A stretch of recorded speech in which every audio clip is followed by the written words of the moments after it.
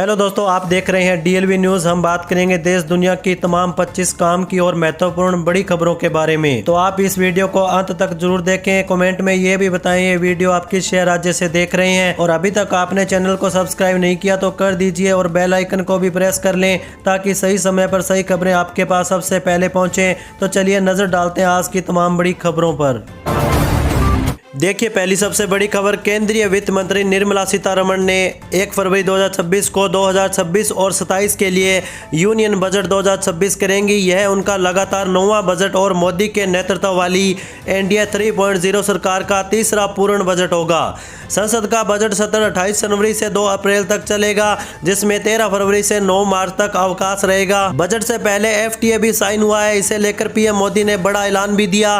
केंद्रीय बजट में सरकार का आर्थिक विकास का आकलन और यह बताया जाता है कि सरकारी खर्च को मंत्रालयों और योजनाओं में कैसे बांटा जाएगा। इसमें विस्तार से बताया जाता है कि सरकार इनकम और कॉर्पोरेट टैक्स जैसे टैक्स के साथ साथ पीएसयू, डिविडेंड और एसेट मोनेटाइजेशन जैसे नॉन टैक्स सोर्स से रेवेन्यू कैसे जुटाने की योजना बना रही है, और खर्च और रेवेन्यू के बीच के अंतर को पाटने के लिए कितनी उधारी की जरूरत होगी, जिसे फिस्कल डिफिसिट कहा जाता है।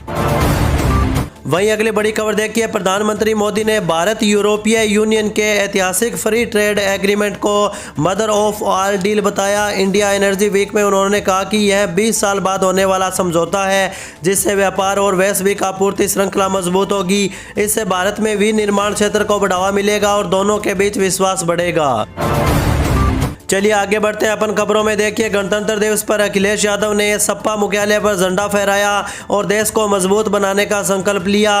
उन्होंने सीएम योगी के बबुआ वाले बयान पर पलटवार करते हुए कहा कि कुछ लोग सुबह उठकर भी होश में नहीं रहते। अखिलेश ने महंगाई, बेरोजगारी, प्रदूषण और बुनियादी सुविधाओं की कमी पर भी सरकार की आलोचना की। वही दोस्तों देखिए, दिल्ली सरकार ने झुग्गी बस्तियों में मूलभूत सुविधाएं प्रदान करने के लिए 327 करोड़ रुपए की योजनाओं को मंजूरी दे दी है, जिसमें से 144 करोड़ रुपए के कार्य आवंटित किए जा चुके हैं। मुख्यमंत्री रेखा गुप्ता ने गणतंत्र दिवस पर प्रतिनिधियों से संवाद कर नए शौचालय और गलियों के सुधार सहित कई विकास कार्यों की घोषणा की। सरकार ने झुग्गी विकास के लिए 700 करोड़ रुपए का बजट आवंटित किया, जिसका उद्देश्य इन क्षेत्रों में बेहतर जीवन स्तर सुनिश्चित करना होगा। इसी के साथ आगे बढ़ते हैं अपन खबरों में। देखिए, कांग्रेस नेता राशिद अलवी ने पहले पार्टी नेतृत्व पर सवाल उठाए थे, लेकिन अब राहुल गांधी को देश की जरूरत बताया। उन्होंने कहा कि राहुल ही प्रधानमंत्री मोदी का मजबूती से सामना करते हैं। अलवी ने भाजपा पर कांग्रेस को सांप्रदायिक मुद्दों पर घेरने का भी आरोप लगाया। वहीं देखिए, गणतंत्र दिवस पर तेजस्वी यादव ने एनडीए सरकार पर तीखा हमला बोला। उन्होंने आरोप लगाया कि सरकार संविधान और लोकतंत्र को मजबूत कर रही है, जबकि स्वतंत्रता सेनानियों ने इसे मजबूत किया था। यादव ने एनडीए की नीतियों को विघटनकारी और जन विरोधी बताया। उन्होंने नागरिकों से संविधान की रक्षा और देश की एकता बनाए रखने की भी अपील की। यह बयान बिहार की राजनीति में विपक्ष की रणनीति को धार देने वाला माना जा रहा है। वहीं अगली बड़ी खबर देखिए, समाजवादी पार्टी के अध्यक्ष अखिलेश यादव ने कोलकाता में भाजपा पर मतदाताओं को सूची से हटाने का आरोप लगाया। उन्होंने कहा कि भाजपा की रणनीति लोकतांत्रिक भागीदारी बढ़ाने के बजाय वोट घटाने की है। यादव ने दावा किया कि एनडीए उन निर्वाचन क्षेत्रों में वैध मतदाताओं को मताधिकार से वंचित करने के लिए एसआईआर का उपयोग कर रहा है, जहां उसे जीतने की संभावना कम लगती है। चलिए आगे बढ़ते हैं अपन खबरों में। देखिए, अमेरिका द्वारा भारतीय वस्तुओं पर 50% शुल्क लगाने से चमड़ा, रत्न, आभूषण, वस्त्र जैसे क्षेत्रों का निर्यात प्रभावित हुआ।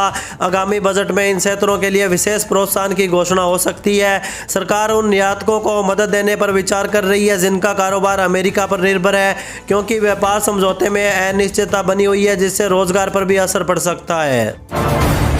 वहीं देखिए दोस्तों, ऑस्ट्रेलिया के बाद बच्चों के लिए सोशल मीडिया पर प्रतिबंध लगाने पर विचार कर रहा है। सांसद डिजिटल अराजकता से निपटने और बच्चों को हानिकारक सामग्री व दुर्व्यवहार से बचाने के लिए कानून बनाने पर काम कर रहे हैं। राष्ट्रीय अब्देल फतेह अल सीसी ने सरकार से इस पर विचार करने का आग्रह किया। एक रिपोर्ट के अनुसार मिस्र में 18 वर्ष से कम उम्र के 50% बच्चे सोशल मीडिया का उपयोग करते हैं। चलिए अगली बड़ी खबर देखिए, गणतंत्र दिवस समारोह के बाद सीएम सुखविंदर सिंह सुक्खू दिल्ली रवाना हुए। वह मंगलवार को केंद्रीय मंत्री नितिन गडकरी से मानसून में क्षतिग्रस्त हिमाचल की सड़कों के लिए बजट मांगेंगे। मुख्यमंत्री पर्यटन राज्य मंत्री सुरेश गोपी से भी मिल सकते हैं, जहां गग्गल एयरपोर्ट विस्तार हेतु 3000 करोड़ के बजट की मांग दोहराई जाएगी। सीएम मंगलवार शाम को शिमला वापस भी लौट सकते हैं। वहीं दोस्तों देखिए, बक्सर नगर थाना क्षेत्र में एक किशोरी के साथ दुष्कर्म का मामला सामने आया। पीड़िता शौच के लिए रेलवे पटरियों के पास गई थी, तभी मोहल्ले के एक युवक ने उसे झाड़ियों में ले जाकर वारदात को अंजाम दिया। पुलिस ने त्वरित कार्रवाई करते हुए नामजद आरोपी को गिरफ्तार कर न्यायिक हिरासत में भेज दिया है। वहीं अगली बड़ी खबर देखिए, दिल्ली हाईकोर्ट ने दुष्कर्म पीड़ितों की गोपनीयता सुनिश्चित करने का महत्वपूर्ण आदेश दिया। कोर्ट ने कहा कि पीड़िता का नाम, अभिभावकों का नाम और पता अदालत के दस्तावेजों में उजागर नहीं किया जाना चाहिए। दिल्ली पुलिस को सभी एसएचओ और जांच अधिकारियों को इस संबंध में निर्देश देने को कहा गया। यह आदेश एक पॉक्सो मामले में आरोपी की जमानत याचिका खारिज करते हुए दिया गया, जिसमें एक नाबालिग के यौन उत्पीड़न का आरोप था। चलिए अगली खबर देखिए, भारत और यूरोपीय संघ ने 18 साल की बातचीत के बाद नई दिल्ली में ऐतिहासिक मुक्त व्यापार समझौता FTA किया। यूरोपीय संघ प्रतिनिधिमंडल ने रक्षा मंत्री राजनाथ सिंह से मुलाकात की। प्रधानमंत्री नरेंद्र मोदी ने इंडिया एनर्जी वीक 2026 में इसकी घोषणा करते हुए इसे मदर ऑफ ऑल डील बताया, जो दो बड़ी अर्थव्यवस्थाओं के बीच एक महत्वपूर्ण समझौता है। वहीं देखिए, देश के 9 करोड़ से ज्यादा किसानों को जल्द ही गुड न्यूज मिल सकती है। प्रधानमंत्री किसान सम्मान निधि की 22वीं किस्त के रूप में 2-2 हज़ार रुपये एक बार फिर से किसानों के खाते में आने वाले हैं। हालांकि फरवरी महीने की तारीख को लेकर अभी कोई आधिकारिक घोषणा नहीं की गई है, लेकिन माना जा रहा है कि बजट के बाद ही किसानों को यह सौगात मिलेगी। हालांकि पीएम किसान की 21वीं किस्त ट्रांसफर होने से पहले 30 लाख से ज्यादा लाभार्थियों के नाम हटा दिए गए हैं। आपका नाम लिस्ट है या नहीं, इसका पता अपने गाँव की लिस्ट को चेक करके आप पता कर सकते हैं। चलिए आगे बढ़ते हैं अपन खबरों में। देखिए, उत्तर प्रदेश के मुख्यमंत्री सीएम योगी आदित्यनाथ ने गोरखनाथ मंदिर परिसर में जनता दर्शन कार्यक्रम में भाग लिया। इस दौरान उन्होंने 200 फरियादियों की शिकायतों को सुना, उन पर कार्रवाई का आश्वासन भी दिया। सीएम योगी ने लोगों को भरोसा दिलाया कि उनकी समस्याओं का समयबद्ध तरीके से गुणवत्तापूर्ण निस्तारण होगा। प्रार्थना पत्रों को पढ़ने के बाद उन्होंने शिकायत लेकर पहुंचे लोगों को कहा कि घबराइए मत, आपकी समस्या का समाधान कराया जाएगा। सीएम योगी के आश्वासन को सुनकर फरियादी भी संतुष्ट नजर आए। उनके चेहरे पर अब समस्या के समाधान हो जाने का भाव भी नजर दिखा। वहीं अगली बड़ी खबर देखिए, पीएम आवास योजना शहरी 2.0 में नियमों में बड़ा बदलाव किया गया। अगर आपने भी इस योजना के तहत आवेदन किया है तो नए नियमों को जानना आपके लिए बहुत जरूरी है। केंद्र सरकार ने नियमों को स्पष्ट करते हुए कहा कि सिर्फ उन्हीं लाभार्थियों को पीएम आवास योजना का पैसा मिलेगा जिन्होंने अगस्त 2024 से पहले जमीन खरीदी है। इसके बाद जिन आवेदकों ने जमीन की रजिस्ट्री कराई, उन्हें घर बनाने के लिए मिलने वाले 2.5 लाख रुपए नहीं मिलेंगे। पीएम आवास योजना में देखने को मिल रहा था कि कुछ लोग स्कीम का लाभ उठाने के लिए जमीन खरीद रहे हैं या अपने नाम रजिस्ट्री करवा रहे थे। मीडिया खबरों के अनुसार योजना का लाभ उठाने के लिए 31 अगस्त 2024 से जमीन का मालिकाना हक होना जरूरी होगा। इसके अलावा यह भी जरूरी है कि जमीन रिहायशी इलाके में ही हो, रिहायशी इलाके से बाहर जमीन पर पैसा नहीं मिलेगा। वहीं देखिए, बांग्लादेश के नरसिंगदी में 23 वर्षीय हिंदू युवक चंचल चंद्र भौमिक को सोते समय जिंदा जला दिया गया। वह एक गैराज में काम करता था और अज्ञात व्यक्ति ने आग लगा दी, जिससे उसकी मौत हो गई। यह घटना बांग्लादेश में अल्पसंख्यकों विशेषकर हिंदुओं पर बढ़ते हमलों का हिस्सा है। चलिए अगली बड़ी खबर देखिए, गोरखपुर में प्रधानमंत्री स्वनिधि योजना के तहत 43,172 लाभार्थियों को ऋण मिला। कुल 86 करोड़ रुपए वितरित हुए। अब तक 3,437 पात्र रेहड़ी पटरी दुकानदारों को क्रेडिट कार्ड मिलेंगे, जिससे उन्हें त्वरित वित्तीय सहायता मिलेगी। यह कार्ड डिजिटल लेन देन को बढ़ावा देगा और बिना जमानत के 10,000 से 30,000 रुपए तक की सीमा प्रदान करेगा, जिससे छोटे कारोबारियों को आर्थिक मजबूती मिलेगी। वहीं दोस्तों देखिए, इलाहाबाद हाईकोर्ट ने एक मामले में आजीवन कारावास रद्द करते हुए लिव इन रिलेशनशिप पर महत्वपूर्ण टिप्पणी की। कोर्ट ने कहा कि पश्चिमी विचारों के प्रभाव से युवाओं में बिना विवाह के साथ रहने की प्रवृत्ति लगातार बढ़ती जा रही है। संबंध टूटने पर अक्सर दुष्कर्म के झूठे मामले दर्ज कराए जाते हैं, जिससे पुरुषों को उन कानूनों के तहत दोषी ठहराया जाता है जो लिव इन की अवधारणा से पहले बने थे। कोर्ट ने एक मामले में पीड़िता को बालिग पाया और आरोपी को बरी कर दिया। चलिए आगे बढ़ते हैं अपन खबरों में। देखिए, भारतीय रेलवे ने कम बिक्री वाले रिजर्वेशन काउंटरों को बंद या मर्ज करने का फैसला किया। जिन काउंटरों पर प्रतिदिन 25 से कम टिकट बुक होते हैं, उन्हें अब PRC कम UTS टर्मिनल में बदला जाएगा। इससे यात्री एक ही खिड़की से आरक्षित और सामान्य टिकट ले सकेंगे। यह कदम डिजिटल के बढ़ते चलन और परिचालन लागत कम करने के लिए उठाया गया। वहीं अगली बड़ी खबर देखिए, अमेरिका ने भारत पर लगाए गए 25% टैरिफ को हटाने के संकेत दिए। अमेरिका के वित्त मंत्री स्कॉट बेसेंट ने शुक्रवार को कहा कि रूस से तेल खरीदने के कारण भारत पर लगाए गए 25% टैरिफ को हटाने की गुंजाइश है, क्योंकि भारत द्वारा रूस से तेल की खरीद पूरी तरह से बंद हो गई है। इसी के साथ अगली खबर देखिए, बारिश और हवा के चलने से दिल्ली एनसीआर में जहरीली हवा से राहत मिली।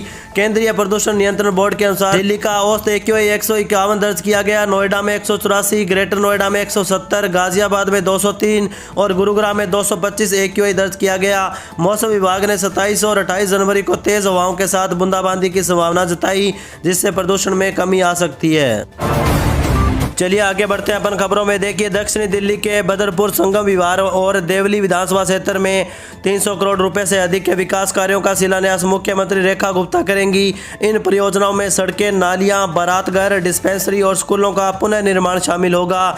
सांसद रामवीर सिंह बिदोड़ी ने बताया कि इन कार्यों से क्षेत्र के निवासियों का जीवन सुधरेगा। मुख्यमंत्री विकास निधि सहित विभिन्न स्रोतों से इन परियोजनाओं के लिए धन आवंटित किया जाएगा।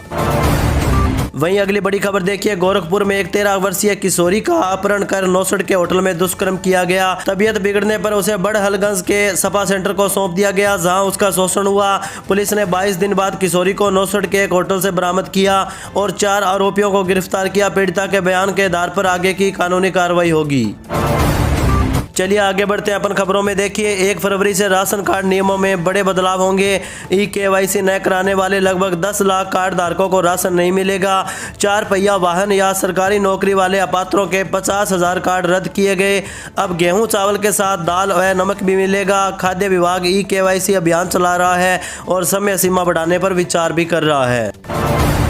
वहीं दोस्तों देखिए, सुप्रीम कोर्ट के कड़े रुख के बाद उत्तर प्रदेश सरकार ने ट्रैफिक उल्लंघन के मुकदमे वापस लेने से इनकार कर दिया है। सरकार ने कोर्ट को बताया कि वह 2023 के उस कानून को संशोधित करेगी जिसके तहत 11 लाख चालान और मुकदमे माफ किए गए थे। हालांकि सुप्रीम कोर्ट सरकार के जवाब से संतुष्ट नहीं है और वह राज्य के कानून की संवैधानिकता की जांच करेगा। खासकर केंद्रीय मोटर वाहन अधिनियम से टकराव के संबंध में होगा। अगली सुनवाई 9 अप्रैल को की जाएगी।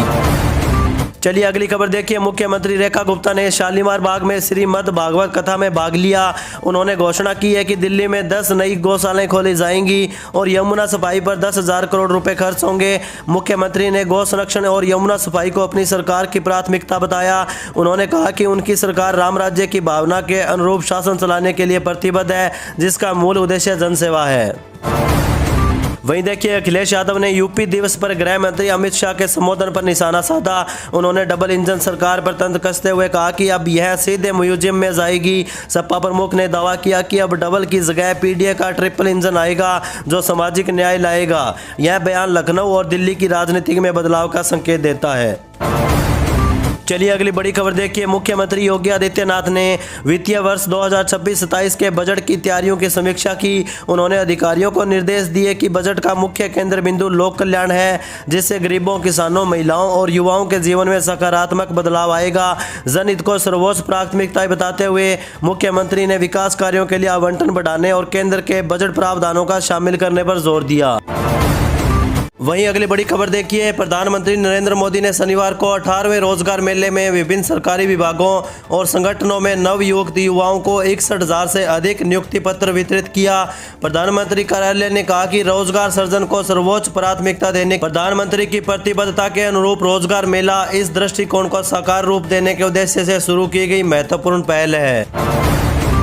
चलिए आगे बढ़ते हैं अपन खबरों में। देखिए, अब रेहड़ी पटरी वालों को PM स्वनिधि क्रेडिट कार्ड मिलेगा।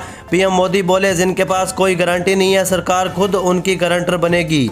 दरअसल रेहड़ी पटरी वालों को आसानी से बैंक ऋण उपलब्ध कराने वाली स्वनिधि योजना के बाद प्रधानमंत्री नरेंद्र मोदी ने अब केरल की राजधानी तिरुवनंतपुरम से उनके लिए PM Svanidhi credit card launch किया। इस कार्ड से सड़क किनारे छोटा मोटा कारोबार करने वाले लाखों लोगों को सीधा फायदा मिलेगा। वहीं दोस्तों देखिए, भाजपा के राष्ट्रीय प्रवक्ता सुधांशु त्रिवेदी ने आरोप लगाया कि कांग्रेस का यह बयान भगवान राम के प्रति अपमानजनक रवैया है। यह तमिलनाडु सरकार की संकल्पना के प्रति उनकी प्रतिबद्धता को भी दर्शाता है, जो सनातन धर्म को समाप्त करने का इरादा रखते हैं। इसके अलावा उन्होंने पंडित जवाहरलाल नेहरू पर भी नेताजी सुभाष चंद्र बोस को अपमानित करने का भी आरोप लगाया। वहीं देखिए तमिलनाडु विधानसभा ने केंद्र सरकार से मनरेगा योजना जारी रखने का आग्रह करते हुए एक प्रस्ताव पारित किया। मुख्यमंत्री एम.के. स्टालिन ने नई ग्रामीण रोजगार योजना वीबीजी रामजी का विरोध किया। उन्होंने कहा कि यह योजना ग्रामीण आजीविका, राज्यों की वित्तीय संरचना और स्थानीय निकायों की आत्मनिर्भरता को कमजोर करती है। भाजपा ने इस पर डीएमके और कांग्रेस की आलोचना करते हुए राज्य विधानसभा के ऐसे प्रस्तावों की संवैधानिकता पर भी सवाल उठाए। इसी के साथ अगली खबर देखिए, आंध्र प्रदेश सरकार 16 वर्ष से कम उम्र के बच्चों के लिए ऑनलाइन प्लेटफॉर्म पर प्रतिबंध या रोक लगाने पर विचार कर रही है। गृह मंत्री वांगला पुंडी अनिता ने बताया कि इस संबंध में एक समिति 1 महीने में अपनी रिपोर्ट सौंपेगी। आईटी मंत्री नारा लोकेश की अध्यक्षता वाली यह समिति विभिन्न राज्यों और देशों के मॉडल का अध्ययन करेगी। इसका उद्देश्य सोशल मीडिया के दुरुपयोग को नियंत्रित करना और आयु सत्यापन को अनिवार्य करना होगा। चलिए अगली बड़ी खबर देखिए, उत्तर प्रदेश दिवस 2026 का 3 दिवसीय उत्सव 24-26 जनवरी को विकसित भारत विकसित उत्तर प्रदेश थीम पर मनाया जाएगा। गृह मंत्री अमित शाह लखनऊ में इसका उद्घाटन करेंगे। इस जनोत्सव में एक जनपद एक व्यंजन योजना लॉन्च हो सकती है। साथ ही ओडीओपी उत्पादों और जीआई टैग वाली वस्तुओं की प्रदर्शनी लगेगी। यह आयोजन प्रदेश की संस्कृति, संवाद और विकास यात्रा को राष्ट्रीय और अंतर्राष्ट्रीय सत्र पर प्रदर्शित करेगा, जिसमें जन भागीदारी सुनिश्चित की जाएगी। वहीं दोस्तों देखिए, मुख्यमंत्री नीतीश कुमार ने मुजफ्फरपुर में 851 करोड़ की 172 परियोजनाओं का उद्घाटन व शिलान्यास किया। उन्होंने समृद्धि यात्रा के दौरान घोषणा की कि 7 निश्चय 3 के तहत अगले 5 वर्षों में बिहार के लोगों की आय 2 गुनी की जाएगी। इसमें युवाओं को 1 करोड़ रोजगार, महिलाओं को सहायता, स्वास्थ्य, शिक्षा, कृषि और औद्योगिक विकास पर जोर दिया जाएगा, जिससे राज्य का समग्र विकास सुनिश्चित हो सकेगा। चलिए आगे बढ़ते हैं अपन खबरों में। देखिए, चावल की कालाबाजारी रोकने के लिए उत्तर प्रदेश सरकार ने राशन वितरण का मानक बदला। अब आगरा और अलीगढ़ मंडल में प्रति यूनिट 3 किलो गेहूं और 2 किलो चावल मिलेगा। अंत्योदय कार्ड धारकों को भी 21 किलो गेहूं और 14 किलो चावल दिया जाएगा। यह नई व्यवस्था फरवरी से लागू हो सकती है, जिससे क्षेत्र की खपत के अनुसार खाद्यान्न वितरण सुनिश्चित होगा। वहीं दोस्तों देखिए, पंजाब में मुख्यमंत्री सेहत योजना के पंजीकरण शुरू हो चुका है, जिससे 3 करोड़ लोगों को लाभ मिलेगा। पंजीकरण के लिए परिवार के कम से कम 2 सदस्यों को एक साथ जाना होगा। योजना में 2300 से अधिक उपचार पैकेज शामिल है, जो पिछली योजना से कहीं अधिक होगा। आयुष्मान भारत लाभार्थियों को 5 लाख का अतिरिक्त टॉपअप मिलेगा। सरकारी कर्मचारी भी इसके पात्र होंगे। वहीं अगली बड़ी खबर देखिए, सरकार खाद बिक्री को व्यवस्थित करने के लिए डिजिटल फार्मर आईडी का उपयोग करने की योजना बना रही है। यह आईडी पीएम किसान योजना के लिए भी इस्तेमाल होती है। इसका उद्देश्य यह सुनिश्चित करना है कि सब्सिडी का लाभ सही किसानों तक पहुंचे। पायलट प्रोजेक्ट के तहत यूरिया बिक्री को एग्रीस्टेक से जोड़ा जाएगा। 7.5 करोड़ से अधिक किसान आईडी बन चुकी है, जिससे खेती में पारदर्शिता आएगी। चलिए अगली खबर देखिए, देहरादून में आज से सीएनजी 9 रुपये प्रति किलोग्राम सस्ती मिलेगी। अब यह 89.50 रुपये में उपलब्ध होगी। यह कमी राज्य सरकार द्वारा वेट दर 20% से घटाकर 5% करने के कारण हुई। गेल गैस इंडिया लिमिटेड उपभोक्ताओं को यह लाभ दे रहा है, जिससे उन्हें काफी फायदा होगा। कंपनी देहरादून में सिटी गैस डिस्ट्रीब्यूशन नेटवर्क भी तैयार कर रही है। वहीं दोस्तों देखिए, हरियाणा की सरकारी अस्पतालों को अगले महीने 600 नए युवा डॉक्टर मिलेंगे। 2020-21 बैच के एमबीबीएस छात्र अपनी अनिवार्य बॉन्ड सेवा शुरू करने को तैयार है। स्वास्थ्य विभाग इनकी तैनाती की प्रक्रिया में लगातार काम कर रहा है, जो जूनियर रेजिडेंट, ट्यूटर या डेमोस्ट्रेटर के रूप में हो सकती है। छात्रों के पास सरकारी सेवा या 30 लाख रुपए का बॉन्ड चुकाने का विकल्प है। इन्हें 75,000 रुपये वेतन मिलेगा। इसी के साथ अगली खबर देखिए, गुरदासपुर और पठानकोट के स्कूलों को बम से उड़ाने की धमकी के बाद अब मुख्यमंत्री भगवंत मान को भी जान से मारने की धमकी मिली। ईमेल में कहा गया कि मुख्यमंत्री हमारे निशाने पर है। पुलिस ने स्कूलों को खाली करवाकर जांच शुरू कर दी है, लेकिन कुछ संदिग्ध नहीं मिला। साइबर क्राइम टीम ईमेल के आईपी एड्रेस को ट्रैक करने में काम कर रही है। पहले भी ऐसी धमकियां मिली है, लेकिन मुख्यमंत्री को पहली बार निशाना बनाया गया।